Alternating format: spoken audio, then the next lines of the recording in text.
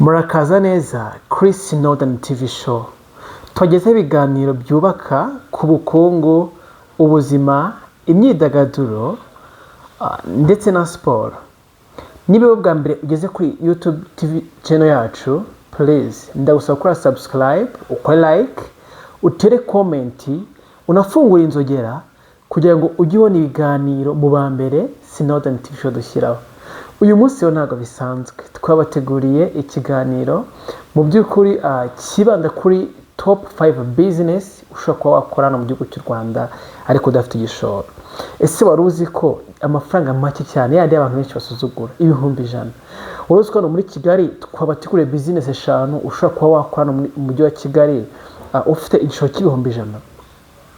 Mu by'ukuri abantu benshi bumva bidashoboka kandi koko ubutegereje wumva ari nk'inzozi, ariko niza amatwi n'umwanya wawe nkugezeho top 5 naguteguriye za business ushobora kuba washora no muri Kigali ku mafaranga make cyane ibihumbi 100, nyuma y'amezi 5 ukajya wagera ku gishoro cya miliyoni imwe y'amanyarwanda.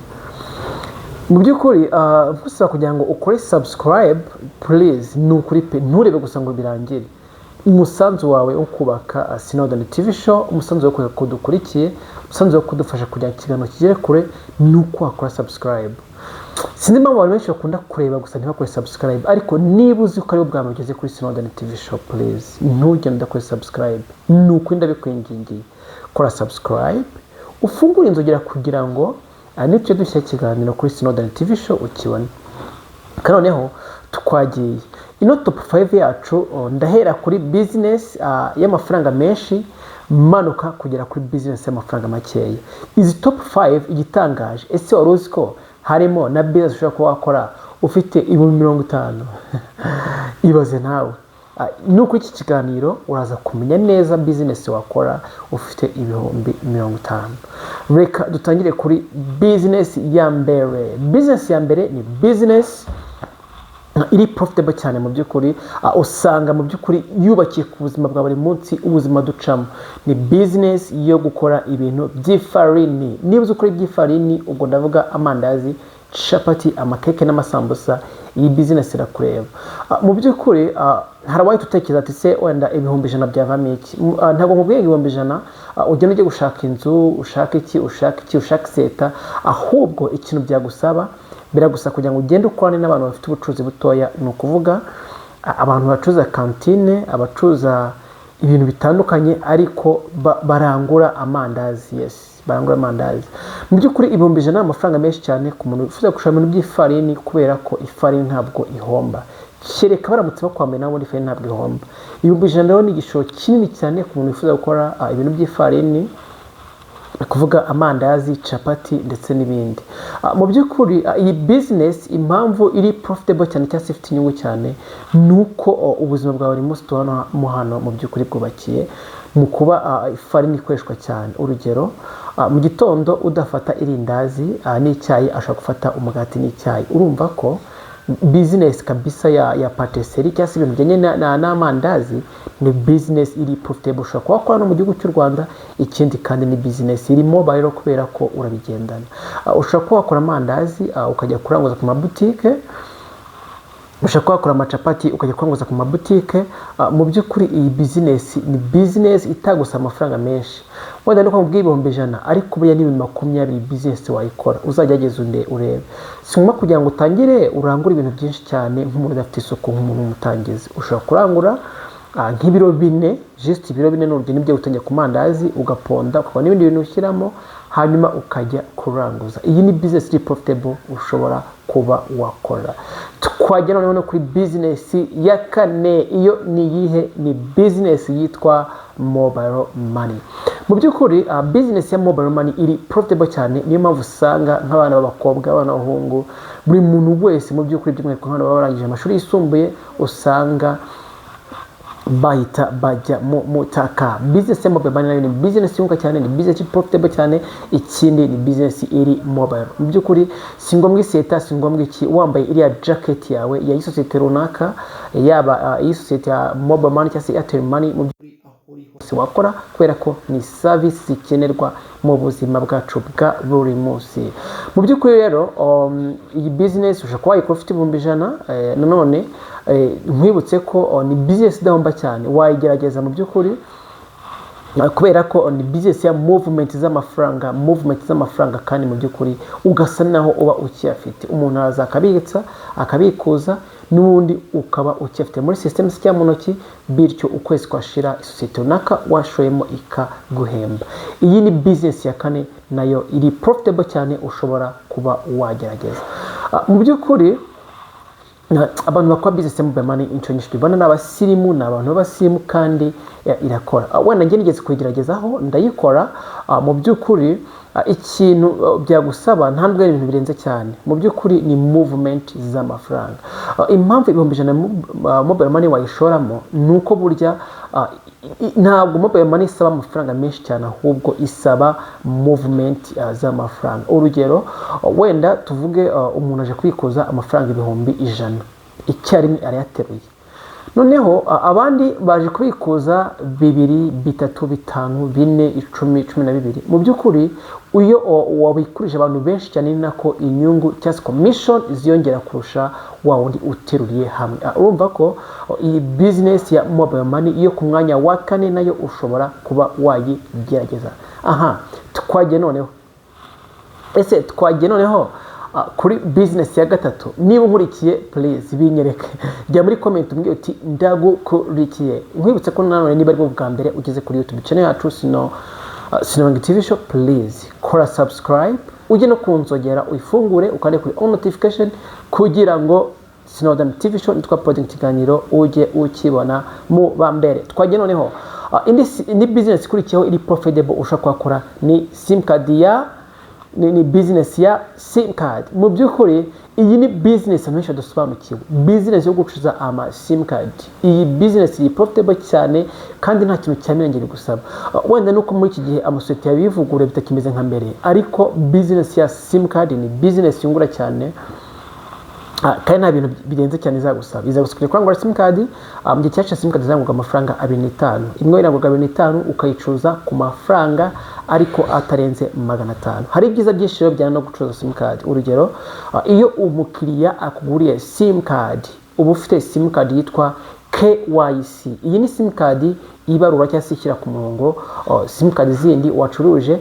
Ibyo bituma iyo ubaruye nka sim card, wa mukiriya uyihaye uko agura amayinite niko ya KYC yibaruye igenda yunguka. Wa muntu yakoresheje mu buryo bwa transactions, urugero nka mobile money iki, niko wa muntu wayimugusha cyangwa se ya KYC yibaruye igenda ibona commission. Urumva ko business yo gucuruza ama sim card nayo irimo akantu. Tekereza sim card yaranguye 25, uyicuje 500, urumva diregite uyifataho inyungu ya 25. Kandi mu by'ukuri uko igenda ikora ama transactions, no kuvuga kubitsa, kubikura kwa amayinite iki, niko na yake wayisi yabaruye ya sim card ibona commission. Urumva iyi nayo ni business iri profitable ushobora kuba wajyageza no muri Kigali bitagusibye amafaranga menshi. Wenda nubwo iyi nayise muri kategori ya ma business washobora ufite 100, ariko iyi ngifite 50 ushobora gushora. Twagiye noneho indi business mu by'ukuri yo ku mwanya wa kane ushobora kuba wakora profitable cyane ni business yo gucuruza imbuto. Abantu benshi no muri Kigali bakoresha imbuto buzima bwa buri munsi, ariko burya business yo gucuruza imbuto nayo iri profitable cyane. Ahangaho mu by'ukuri ntabwo ari ibintu byamirenge cyane, ntabwo ari ibintu bisaba ubushobozi buhanitse, ntabwo ari ibintu mbese ni ibintu bi stressful. Ese wari uzi ko mu by'ukuri gucuruza imbuto amafaranga aya yose ushobora kuba wayashora? Urugero wenda katwibariye nk'ibihumbi 50. Mu by'ukuri nimvuga imbuto, bura imbuto zima mukatandukanye. Hari kuba washora mu myembe, hari kuba washora mu nanasi, hari kuba washora mu matunda, ariko ikintu ngiye kubwira ngiye mu by'ukuri ni business y'imbuto zitarwa. Ubwo ndavuga business yo gucuruza amavoka no gucuruza imineke ariko wabyitariye. Iyi business ni profitable, very profitable cyane, kubera ko urugero niba wenda ugiye gucuruza imineke nta kindi kintu bigusaba, biragusaba kujya ku isoko cyangwa se mu rutoki rw'umuntu ukagura igitoki, wamara kugura igitoki ukagitara, wamara kugitara ukagicuruza. Business y'imineke ni imwe muri business z'imbuto ushobora kuba wagiriza no muri Kigali kubera ko ntabwo imineke ihomba. Iyo uzi gutara imineke igashya mu by'ukuri ntabwo business y'imineke igihomba ku buryo waburamo ayawe. Kandi ngira ngo imineke ahantu hose turabizi ko imineke isigaye ifite amafaranga, irahenda. Ngira ngo umuneke mwiza nk'uyu ujya munsi y'amafaranga inote y'ijana. Tumagine ko noneho hari imineke ugura urugero wawe ndavuze n'ibyo bya Gros Michel, umuneke mwiza hano ku isoko muri Kigali ugura amafaranga 200. Tekeza rero ujya mu tubyuze n'igitoki cy'ibihumbi 3, ibihumbi 4 se ukakitarira. Mu by'ukuri iyi ni business nayo yaguha amafaranga. Ahangaha ho niba 20 washora rwose ntabwo bisaba amafaranga menshi. Bityo iyi nimwe muri business eshanu, top 5 business ushaka gukora hano muri Kigali zikaba zagusiga amafaranga. Tekeza mu by'ukuri mutufite igishoro cy'amafaranga 100,000 ukabishora muri iyi business yo gucuruza imineke, ujya kugura ibitoki ubitara, ujya kuranguza gutyo.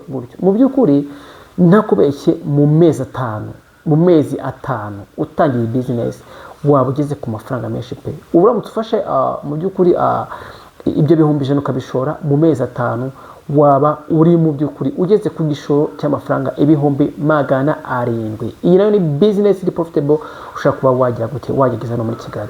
Ibi kandi bishobora kuba bijyana no gucuruza amavoka, ugakora business yo gucuruza avoka wongera uzitera ukaziranguza, nabyo birengura cyane ku by'umwihariko mu gihe waguze igiti. Yes, niba uri hano muri Kigali rero, niba utuye mu nkengero zo muri Kigali ukaba wabona 100,000, iyi business yigerageze, ndabizi neza ko uzanshimira muri comment. Mu by'ukuri dukomeje na business ziri profitable cyane washobora kuba wakora muri Kigali cyangwa se mu ntara ariko ufite igishoro cy'100,000. Ese mu by'ukuri utekereza ko business ya nyuma ya 5 ngiye kubwira ari ibi? Jya muri comment ubimbwire. Ubu ndabizi muri kaza business ya nyuma ni iyihe? Iyo nta yindi ni kwamamaza online. Abantu benshi ntabwo bazi ko mu by'ukuri online marketing irimo amafaranga menshi mu by'ukuri. Niyo mpamvu nayo nayikize muri business eshanu ushaka kuba wakora. Hano nubwo busabye mirenge, icya mbere bigusaba telefone, bigusaba network cyangwa se ufite mega, hanyuma utangire ubucuruzi. Ku bantu bo hanze bazi icyo bita affiliate marketing. Affiliate marketing ni uburyo amasoko akomeye urugero nka Alibaba, Amazon ndetse na andi yashyizeho uburyo bwo kwamamaza. Tuvuge ujya kuri iryo soko ugakereya account, wamara gukereya account bakaguha link. Mu by'ukuri iyo link iyo yisharinze ku mbuga nkoranyambaga zawe, ubwo ni ukuvuga kuri YouTube, WhatsApp, Instagram, Facebook ndetse n'ahandi, umuntu uca kuri ya link akagura kimwe mu bicuruzwa biri kuri Amazon, ubwo ni ukuvuga ngo ni referral link yawe, ubasha kuba wabona commission ya cya kintu aguze aciye kuri ya referral link yawe. Uburyo bwa affiliate marketing rero hano mu Rwanda ntabwo bwari bwatangiye gukora cyane bitewe na business akishakisha, ariko hari ikintu gisa nacyo ushaka kuba wakora. Hano mu Rwanda hari business ya gusa niyo ya affiliate marketing, ni ukuvuga kwamamaza ikintu cy'umucuruzi hanyuma wakigurisha ukabasha gufataho commission. Iyi business njya kwitegura mu by'ukuri nayikoze nkina mu by'ukuri ntazi ko bizakunda. Ndajyana umvikana n'umucuruzi mu by'ukuri yacuruzaga ibintu by'amafreezer, turumvikana mfata freezer zenda zifotora ntangiye kuzamamariza online mu groupe atandukanye. Mu by'ukuri yarambwiye ati freezer n'amafaranga 150, njewe nkaca arenze igitano. Umukiriya yayishimira yayigura, nkafata ryari gitano rye nkarimo asigaye akabara yanjye. Ubwo buryo nabwo hano mu Rwanda burakora. Uko imbuga nkoranyambaga zikugenda zitera imbere nako abantu benshi bari kugenda bashakira bimwe mu bintu bakeneye online, bashakira online. Niba wenda ashaka inkweto zo kwambara akajya online, niba ashaka telefone akajya online, niba ashaka umuganda akajya online. Ibyo byose biri muri top 5 business wagerageza hano mu Rwanda. Nta kindi kintu bigusaba, biza kusaba mega zawe, biza kuri telefone yawe no kuba ufite smartphone easy gufotora. Mu by'ukuri rero iyi business yo kwamamaza urebye nta n'igishoro kirenze ushaka kuba gusaba, ni mega, ni telefone, n'umuriro, nta n'ikindi. Gusa nka Facebook cyangwa se uburyo bwa Meta bwashyizeho icyo bita Facebook ads, aho mu by'ukuri ukora nka publicité ushobora kuba wayishyura, ariko ntabwo ari amafaranga menshi cyane kubera ko bigabanyijemo mu byiciro. Tuvuge niba wenda hari publicité ushaka kwenda igezwa ku gice cy'abantu runaka, urugero nk'ibihumbi 2 se, 5 se, 10, 100, wowe ugendera ku mikoro yawe, hanyuma uko ugenda nyine ushoramo amafaranga nako Facebook igenda ifata ya ads yawe ikayirekomaninga ku bantu benshi bityo ukaba washobora gucuruza. Guys, noneho twari tugeze ku musozo wa ma business ushobora kuba wakora ma business atanu gusa y'igishoro cy'ibihumbi 100. Ubwo ni ukuvuga iya mbere twabwiye business y'ifarini, kabiri mobile money, gatatu sim card, kane gucuruza imbuto, iya gatanu dusorejeho ni kwamamaza online. Mu by'ukuri se iyi business urazumva ute? Uherereye he? Ubundi uri kumva kino kiganiro uherereye he? Jya muri comment utubwire ubuta business cyase ikiganiro twazabakorera mu by'ukuri. Ubuta rero mu by'ukuri tuzabategura mu by'ukuri izindi business ushaka kuba wakora hano muri Kigali bitagusabye amafaranga menshi cyane. Ngiye mwari kumwe kuri microphone mureba nitwa Snowden, ndabasuje kandi mbasize mbabwira ngo umugoroba mwiza. Niba twacyuka muri kino kiganiro ukaba utari wakora subscribe, please icyo nicyo gihe kora subscribe, kore kunzogera, ukore like, utere comment, hanyuma dukomeze twubake umuryango mwiza twifuza. Mwakoze cyane kutega amatwi. See you in the next video. Bye bye.